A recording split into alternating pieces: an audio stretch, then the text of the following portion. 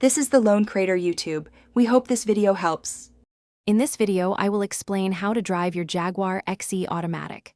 First, familiarize yourself with the cockpit. The Start/Stop button is typically on the dashboard. Make sure the gear selector is in Park or P and press the brake pedal firmly. Then, simply press the Start/Stop button to bring your engine to life. It's a smooth and straightforward process. The Jaguar XE features a rotary gear selector.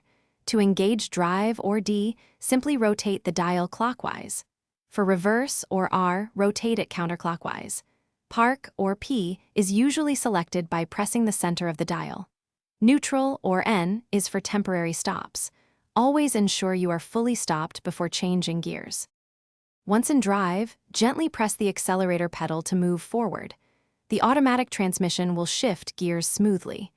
To slow down or stop, apply pressure to the brake pedal. When parking, select Park on the gear selector. Then, engage the electronic parking brake, usually a small button near the gear selector, for added security. Your Jaguar XE offers various driving modes, like Dynamic for sportier performance or Eco for better fuel efficiency. You can often select these with buttons near the gear selector.